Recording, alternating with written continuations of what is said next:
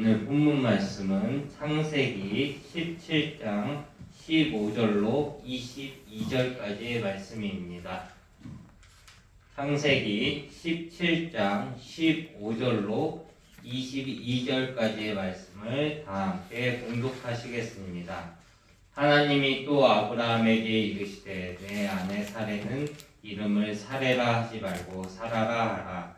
내가 그에게 복을 주어 그가 내게 아들을 낳아주게 하며 내가 그에게 복을 주어 그를 여러 민족의 어머니가 되게 하리니 민족의 여러 왕이 그에게서 나리라.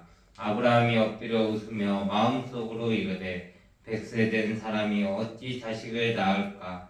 사라는 99세니 어찌 출산하리요? 하고 아브라함이 이에 하나님께 아뢰되 이스마엘이나 하나님 앞에 살기를 원하나이다. 하나님이 이르시되 아니라 내 아내 사라가 내게 아들을 낳으리니 너는 그 이름을 이삭이라 하라. 내가 그와 내 언약을 세우리니 그의 후손에게서 영원한 언약이 되리라. 이스마엘에 대하여는 내가 내 말을 들었나니 내가 그에게 복을 주어 그를 매우 크게 생육하고 번성하게 할지라. 그가 12두령을 낳으리니 내가 그를 큰 나라가 되게 하려니와 내 언약은 내가 내년 이 시기에 사라가 내게 낳을 이삭과 세우리라. 하나님이 아브라함과 말씀을 마치시고 그를 떠나 올라가셨더라. 아멘. 할렐루야. 저는 오늘 봉독하신 말씀을 통해 우리의 연약한 믿음에도 축복하시는 하나님 이와 같은 제목으로 잠시 은혜를 전하고자 합니다. 사랑하는 성도 여러분, 만약 누군가가 100세 된 노인에게 당신은 아들을 낳을 것이요 라고 말한다면 이 말을 사실로 이루어지리라고 믿는 사람이 있을까요? 여기 하나님께서 바로 이와 같이 아브라함에게 말씀하였습니다. 물론 아브라함은 터무니없다는 듯이 오늘 본문 말씀에 보면 웃음을 짓고 있습니다. 그러나 하나님께서는 불가능해 보였던 당신의 약속을 가능하게 하심으로써 당신의 약속을 이루셨습니다.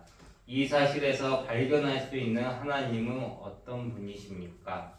첫째로 하나님은 약속에 신실하신 분이라는 것을 알 수가 있습니다. 아브라함은 나이가 많아 자식을 낳을 희망이 없어 절망적으로 보일 수 있었지만 하나님은 약속의 성취를 이루셨습니다. 혹시 여러분 중에 지금 절망적인 상황에 불신과 회의가 덮치는 순간이 있으신 분이 계시다면 능력의 하나님만을 바라보시길 바랍니다.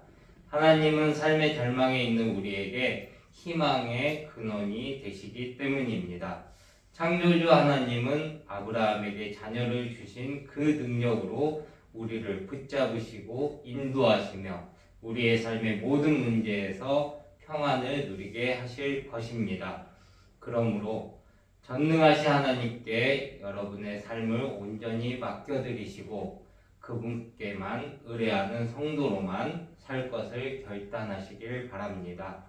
하나님의 약속의 말씀을 믿고 의지할 때 그분의 능력과 평안을 경험하게 될 것입니다. 두 번째로 하나님은 자비로우신 분이십니다. 아브라함과 마찬가지로 우리도 삶 속에서 하나님에 대한 불신과 회의, 절망과 같은 삶의 문제들로 하나님 앞에 불신적인 모습을 보일 때가 수도 없습니다.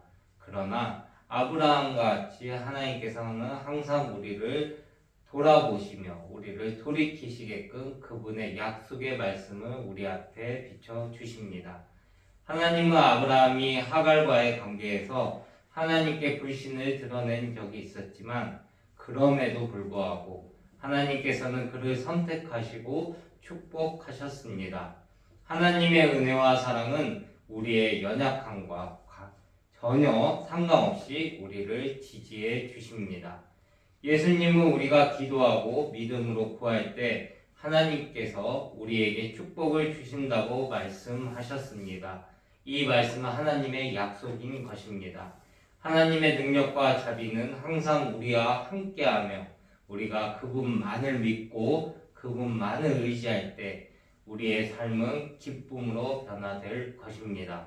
그러므로 우리는 하나님의 성품을 믿고 의지하며 그분의 약속을 믿고 살아가야 합니다. 그렇게 하면 우리의 삶은 하나님의 은혜로 가득 차게 될 것입니다.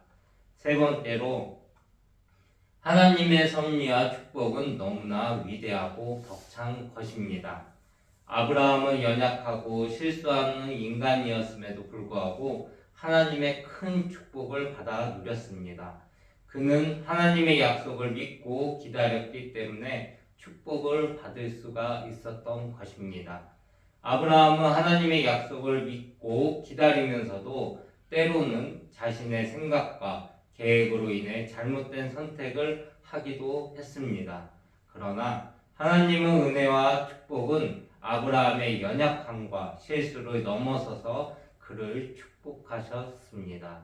우리도 아브라함과 같이 연약하고 실수하는 인간입니다.